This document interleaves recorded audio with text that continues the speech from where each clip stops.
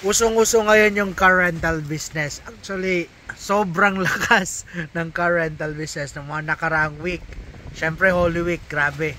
Pang malakasan ng car rental. But anyway, kung nagpaplano ka mag-car rental business, pero ganyan may papakita sa inyo. Ito, pwede nyo to gamitin sa car rental business.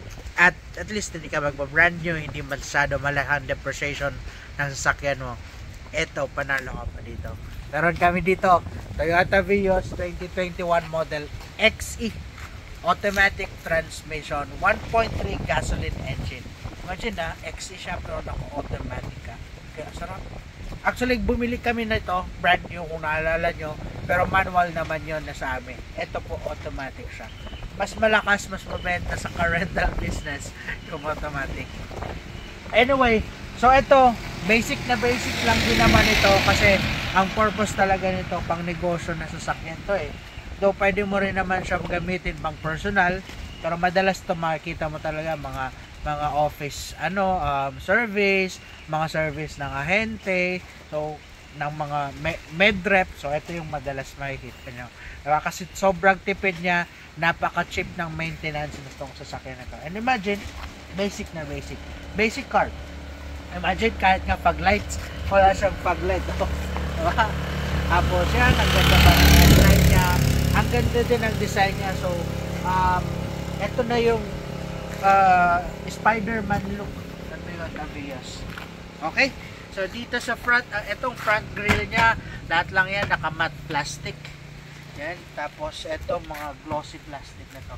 Then, dito sa side, makikita nyo yung tires niya. Naka-steel rim pa po siya.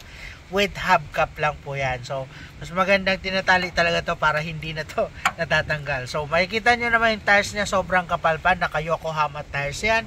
Siguro mga 90% pa yung tire tread nito. Then, ang sukat ng tires nito is rim 14 to eh. Yan o. 175/65 rim 14 o. Murang-mura lang po yan. Siguro sa market mga 3,000 to 3,500 meron ka ng tires na papalit dyan.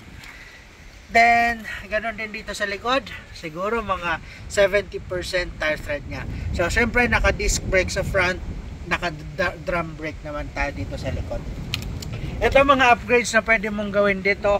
Yung mga door handle niya, pwede ka magpa-chrome nito. Yan, bilhan mo lang siya ng chrome garnish. Mas lalong puporma na yung sasakyan mo. Ito, naka-rain visor na rin siya. Yan, no?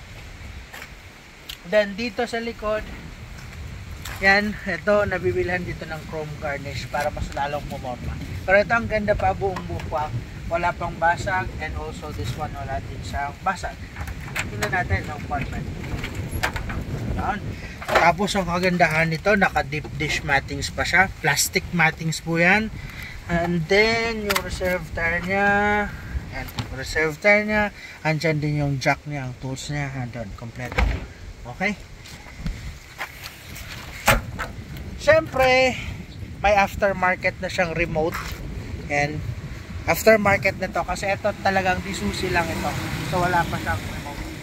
Then this one dito, ayan, wala ka naman makikita mga dents and scratches. Maayos na maayos pa talaga. 2021 model. So wala pang gaanong tama.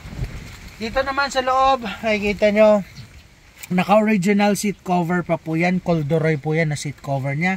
Naka-deep dish mattings na. So, dito, kasa dito, mga tatlo sa likod. And dito naman, syempre, ganun din. Naka-deep dish mattings sa baba.